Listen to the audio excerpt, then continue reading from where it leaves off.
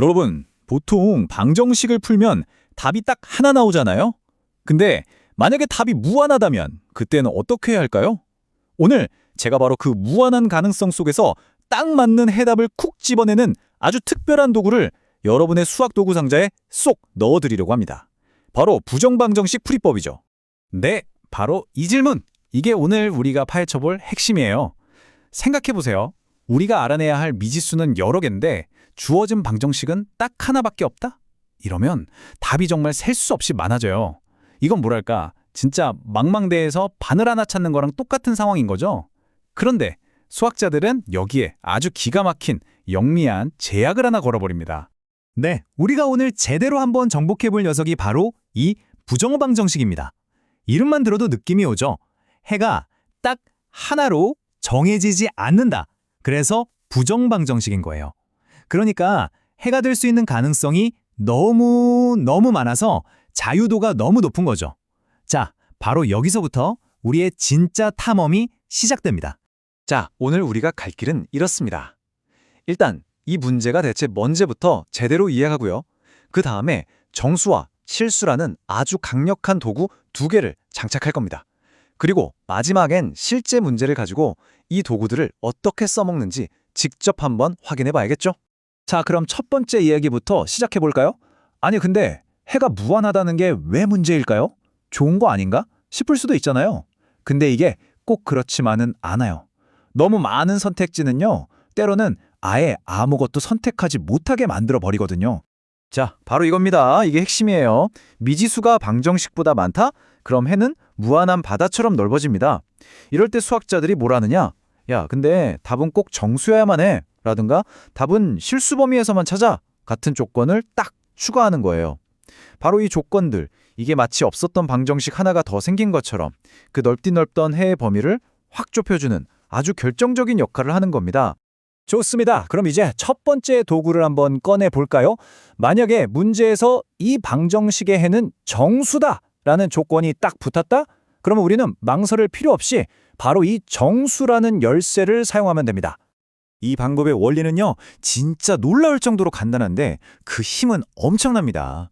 그게 뭐냐면 세상의 모든 정수는요, 약수의 개수가 딱 정해져 있다는 바로 그 사실이에요.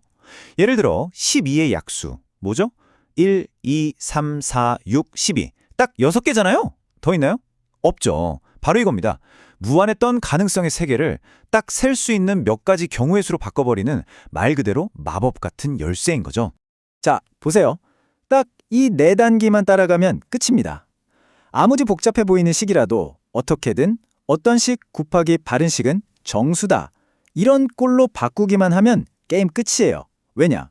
오른쪽에 있는 정수의 약수들을 쫙 나열해서 경우의 수를 몇 개로 확 줄여버릴 수 있으니까요. 이게 바로 무한의 문제가 유한의 문제로 바뀌는 마법 같은 순간입니다. 자, 첫 번째 도구는 잘 챙기셨죠? 이제 두 번째 도구로 넘어가 보겠습니다. 이번엔 조건이 좀 더 넓어졌어요. 해가 실수여야 한다는 조건이 붙었을 때 쓰는 실수라는 나침반입니다. 정수처럼 딱딱 끊어지는 세계가 아니니까 방향을 잃기 쉽거든요. 이 나침반이 우리가 올바른 해의 방향으로 갈 수 있도록 도와줄 겁니다. 맞아요. 실수는 정수랑 다르죠. 1 다음이 2가 아니라 1.0001, 1.000001 이렇게 수가 쭉 이어지잖아요. 그래서 접근법도 달라야 합니다. 여기서는 실수가 가진 아주 기본적인 하지만 정말 강력한 성질 두 가지를 이용해서 가능성의 범위를 좁혀나갈 거예요. 그 두 가지 방법이 뭐냐? 바로 이겁니다. 첫 번째는 제곱의 합을 이용하는 거예요. 어떤 식을 막 정리했더니 a제곱 더하기 b제곱이 0이 나왔다. 자, 여러분, 실수는 제곱하면 절대 음수가 될 수 없죠? 그럼 이 식이 성립하려면 방법은 딱 하나, a도 0 그리고 b도 0이 되는 수밖에 없는 겁니다. 엄청난 단서죠. 그리고 두 번째는 판별식을 쓰는 거예요. 식을 한 문자에 대한 2차 방정식이다 라고 생각하고 근데 여기서 해는 실수여야 하잖아. 그럼 판별식이 0보다 크거나 같아야겠네 라는 새로운 부등식을 하나 더 만들어내는 거죠. 자, 이제 이론 공부는 이쯤 하고요. 이 도구들을 실제 전투에서 어떻게 사용하는지 직접 한번 봐야겠죠? 약간 더 복잡한 퍼즐을 가지고 같이 한번 풀어봅시다. 오늘의 문제입니다. 한번 보세요. x에 대한 2차 방정식인데 가만 보니 개수에 모르는 문자 K가 껴있네요. 그리고 정말 중요한 단서가 하나 붙어 있습니다. 이 방정식의 근이 정수여야 한다는 조건. 우리의 미션은 이걸 만족시키는 정수 K를 모조리 찾아내는 겁니다. 이 문제의 모든 것을 쥐고 있는 열쇠는 바로 저 한 문장입니다. 두근 알파와 베타가 모두 정수다. 바로 이 조건이에요. 이 조건이 있기 때문에 우리는 아까 도구 상자에 넣어뒀던 첫 번째 도구, 정수라는 열쇠를 꺼냈을 수가 있는 거죠. 이 풀이 과정이 정말 기가 막힙니다. 보세요. 일단 2차 방정식이니까 근과 계수의 관계를 써서 식 두 개를 만들어요. 알파 더하기 베타, 그리고 알파 곱하기 베타.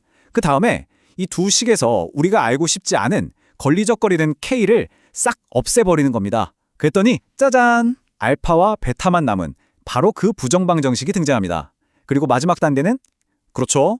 이 식을 우리가 아는 그 형태로 어떤 식 곱하기 다른 식은 정수꼴로 바꿔주는 거죠. 자, 그리고 이 표가 그 결과를 한눈에 보여주고 있습니다. 알파 빼기 1이랑 베타 빼기 1을 곱해서 2가 나와야 한대요. 둘 다 정수인데 그럼 가능한 조합이 몇 개나 될까요? 여기 표에 있는 것처럼 1이랑 2, 2랑 1, 마이너스 1이랑 마이너스 2, 마이너스 2랑 마이너스 1, 딱 네 가지 경우밖에 없는 거예요. 그럼 이 네 가지 경우 각각에 대해서 알파 베타 값을 구하고 그걸 다시 원래 관계식에 쏙 넣으면 우리가 찾던 K 값이 나오겠죠. 계산해보니 K는 3 또는 마이너스 3, 딱 두 개가 나옵니다. 와, 무한해 보였던 문제의 답이 이렇게 단 두 개로 압축됐네요. 자, 오늘 새로운 도구들을 많이 얻었으니 이제 여러분의 도구 상자를 한번 깔끔하게 정리하고 마무리할 시간입니다. 오늘 배운 핵심 전략들 한눈에 딱 들어오게 요약해 드릴게요. 사실 다른 건 다 잊어버려도 이 표 하나만 머릿속에 넣어두시면 됩니다. 문제에서 정수해라는 조건이 나왔다? 그럼 무조건 곱하기 꼴로 바꿔서 약수를 써먹자 이렇게 생각하시면 되고요. 실수해라는 조건이 보이면 아하, 제곱 더하기 제곱은 0꼴이나 판별식은 0보다 크거나 같다를 써야겠구나 하고 떠올리시면 됩니다. 결국 이 조건들이야말로 무한한 가능성의 문을 닫고 유한한 해답의 문을 여는 그런 스위치 역할을 하는 거죠.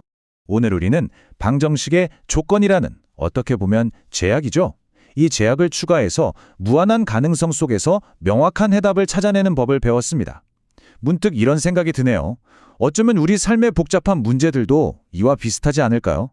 너무 많은 선택지, 너무 많은 가능성 앞에서 뭘 해야 할지 방향을 잃었을 때, 오늘 우리가 봤던 그 정수나 실수 조건처럼 여러분의 삶에 이것만은 꼭 지킨다 하는 명확한 원칙, 그런 제약을 하나 추가해보는 건 어떨까요?